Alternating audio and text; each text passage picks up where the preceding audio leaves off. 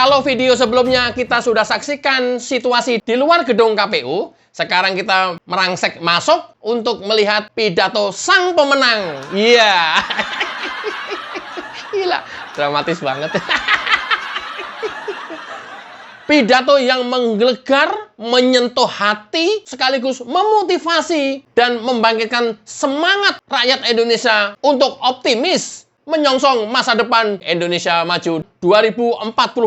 Itulah sang pemenang Prabowo Subianto. Iya. Gila, keren banget gua nih. Teman-teman, ini pidato, oh please, ini bagus banget. Tolong disimak kata per kata dari awal sampai akhir. Cermati, resapi, renungkan. Betul-betul bagus banget. Tadinya saya mau skip, ternyata ya nggak bisa. Tadinya saya mau insert beberapa komentar di tengah, kayaknya sayang. Jadi saya tampilkan utuh dari depan sampai ke belakang, dari awal sampai akhir. Bagus banget. Nggak ada satu kata pun yang tidak bagus. Nggak ada satu kata pun yang tidak mengandung makna sangat mendalam. Semuanya maknanya sangat mendalam. Inilah seorang Prabowo Subianto. Baru saja secara final kita telah diberi ketetapan KPU sehingga proses pemilihan umum bisa dikatakan sudah rampung pada hari ini. Saudara-saudara, kita bersyukur bahwa proses ini berjalan dengan aman, dengan damai.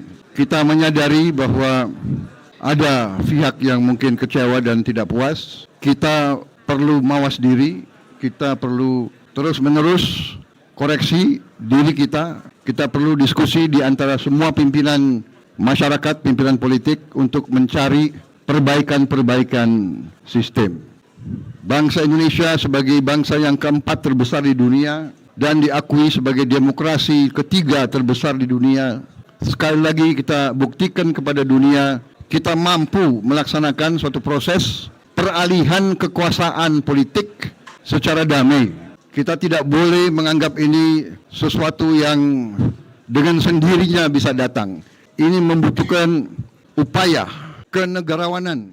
Bagaimana bisa bangsa sebesar ini, sebesar Eropa, konon kabarnya terdiri dari ratusan kelompok etnis, ratusan suku, berbagai banyak bahasa daerah, adat istiadat yang berbeda-beda, agama-agama yang besar, kepercayaan-kepercayaan yang banyak, tapi kita bisa bersatu.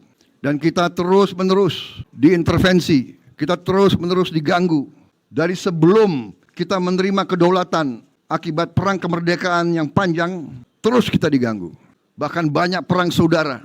Kita bersyukur dengan kearifan pimpinan-pimpinan politik kita, kearifan tokoh-tokoh masyarakat kita, tokoh-tokoh agama kita. Kita bersyukur kita masih utuh dan kita bisa menyelenggarakan negara kita dengan baik dan damai. Setelah ini pertandingan selesai, sekarang sudah saatnya rakyat berharap, dan saya tangkap lebih dari berharap, rakyat menuntut pimpinan elit, pimpinan politik, pimpinan masyarakat, pimpinan akademisi, pimpinan usahawan, pimpinan semua unsur masyarakat harus rukun. Ini harapan dan tuntutan rakyat kita. Berbeda adalah baik. Kita debat, tidak ada masalah.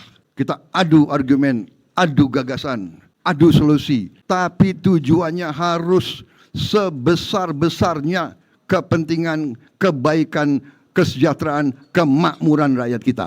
Itu tujuan kita. Pemimpin-pemimpin politik dan pejabat-pejabat pemerintah mudah-mudahan tidak berani melakukan hal-hal yang tidak baik. Tujuan kita mulia, harus menjaga keutuhan bangsa, menjaga kekayaan negara, mengolah kekayaan negara untuk sebesar-besarnya dirasakan oleh rakyat, menghilangkan kemiskinan, menghilangkan kelaparan, menciptakan lapangan kerja yang baik, dan memberantas korupsi. Korupsi yang sangat membahayakan bangsa dan negara. Dari semua pengalaman negara-negara di dunia, korupsilah yang membawa kemiskinan. Korupsilah yang membawa negara hancur dan gagal. Kami bertekad semua untuk mulai ke depan yang terbaik. Saya akan mengajak semua kekuatan berbuat bersatu untuk bangsa. Tinggalkan perasaan-perasaan, tinggalkan sakit hati, tinggalkan tersinggung-tersinggungan. Tidak ada artinya hati tersinggung, hati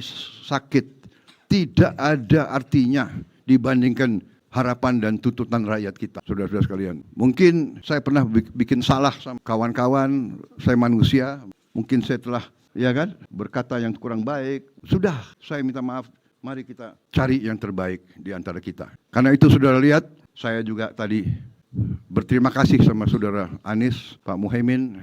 Walaupun di debat lumayan juga kerasnya, tapi itu bagian dari demokrasi. Kalau kita nggak kuat diserang, dikritik, bahkan dihujat, ya jangan mau jadi pemimpin politik. Duduk di rumah aja, nonton TV. Jangan berdiri di depan kamera. Saya kira itu dari saya. Ya, terima kasih. Merdeka! Merdeka! Ye, ye, ye, ye! Sekarang sudah merdeka!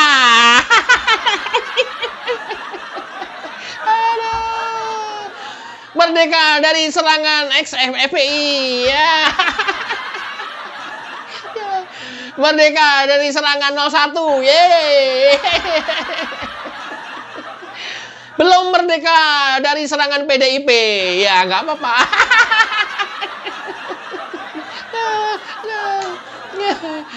Ya, belum merdeka dari serangan para sivitas akademika, yeay. Para guru besar dan profesor yang kerjaannya nyinyir. Yeay.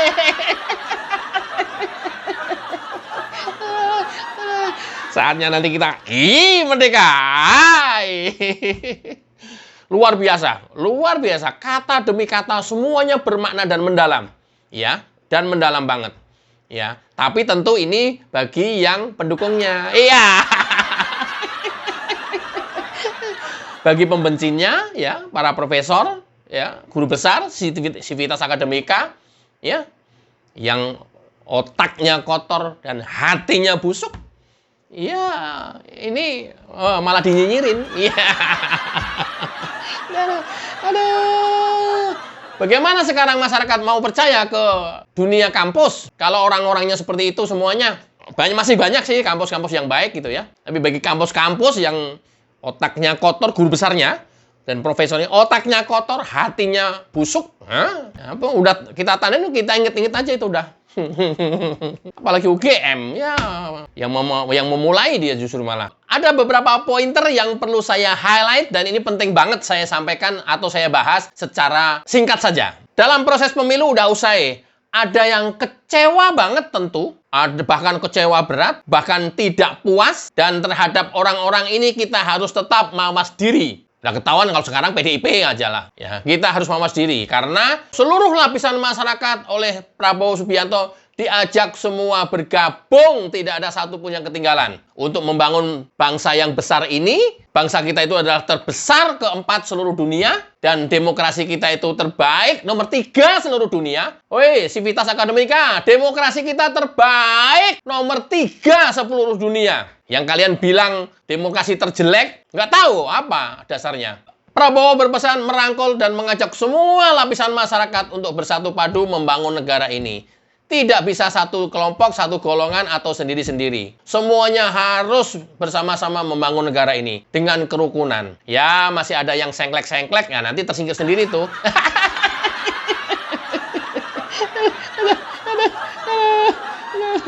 Dan karena demokrasi terbesar ketiga Indonesia berhasil melaksanakan peralihan kekuasaan politik dengan baik hari ini. Ada riak-riak kecil, ya, ada yang teriak-teriak di mimbar, kemudian pingsan.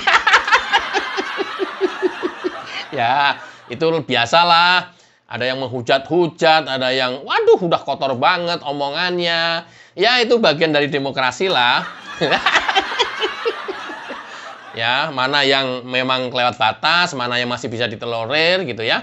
Mana yang membahayakan negara, udah bisa diendos kok.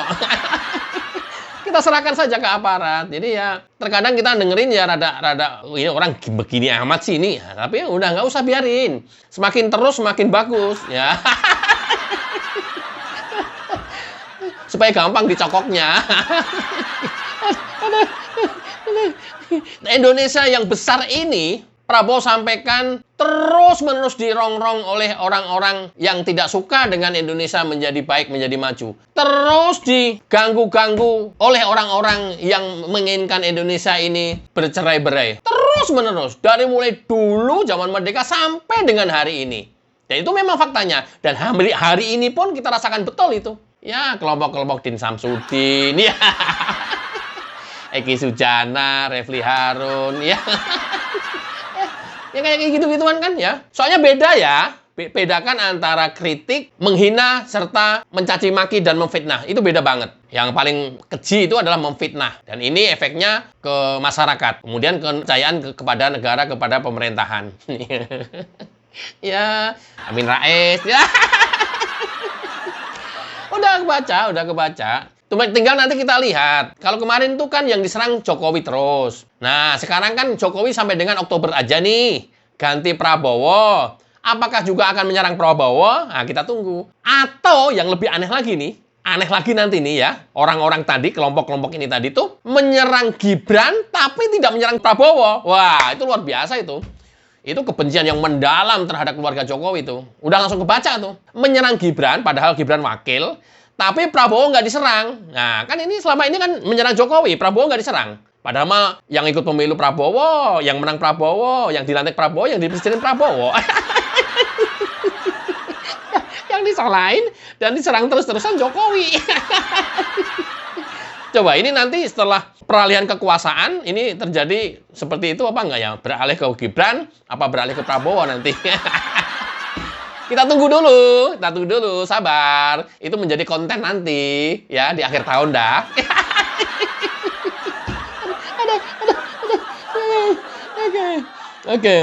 Oke. Sekali lagi saya highlight. Ya, pertandingan telah usai, ya, penetapan pemenang sudah dilakukan oleh KPU. Prabowo mengajak dan merangkul seluruh lapisan masyarakat. Dari tokoh masyarakat, ya, elit partai, para cendekiawan, para ilmuwan, sivitas akademika, para aktivis, semua dirangkul, diajak bersama-sama oleh Prabowo membangun negara ini. Kalau udah seperti ini, kalian juga masih nyinyir terus, ya memang penyebab tidak majunya negara ini ya kalian. Kan kita sempat ketinggalan jauh nih sebelum 10 tahun yang lalu sama Malaysia. Padahal dulu Malaysia belajar apa ya? Saya ingat betul itu sawit aja ke kita. Udah gitu belakangan dikuasai semua oleh Malaysia sawit kita. Nah, baru 10 tahun ini kita menggeliat di bawah pimpinan Jokowi. Akuin nggak dikakuin, para pembenci silahkan. Ya. Dan sekarang kita tinggal meneruskan rencana-rencana baik itu. Fondasinya sudah dipasang kuat, tinggal kita meneruskan. Kalau masih pada ngerecokin terus, ya kalian adalah perusak negara. Kalau sudah perusak negara, ya rada sulit sih. Mau diajak juga sulit karena komitmennya Prabowo terhadap korupsi.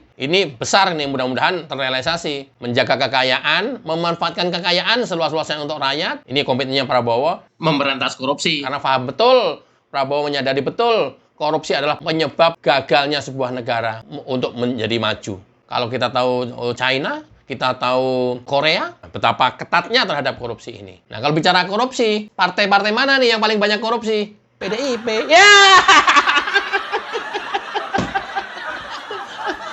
Siapa nih yang tidak mendukung undang-undang perampasan aset koruptor? PDIP. Ya!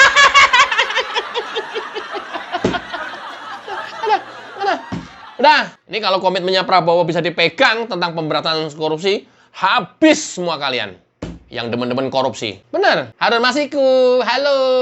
Temenmu menunggu. Yeah. Temenmu lagi kepanasan sekarang. Menunggu kepulanganmu.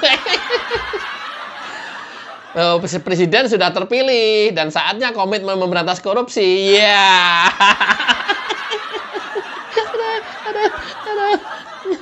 Harun Masiku. Cepat pulang ya, ditunggu temennya nih. Dalam kesempatan yang sama, Prabowo juga meminta maaf karena pertarungan kemarin itu keras. Even kemudian dia yang serang terus oleh Anies, dia meminta maaf ke Anies. Bayangkan tuh, Prabowo meminta maaf ke Anies. Ya, kurang besar hatinya apa coba? Tapi kalau secara keseluruhan, teman-teman tadi menyimak video pidato Prabowo ini dengan lengkap, sangat-sangat mendalam kata per katanya. Oke, mudah-mudahan negara kita menjadi lebih baik, lulus dari bonus demografi 2030, dan menjadi Indonesia maju di 2045. Mudah-mudahan bermanfaat. Wassalamualaikum warahmatullahi wabarakatuh. Cayo.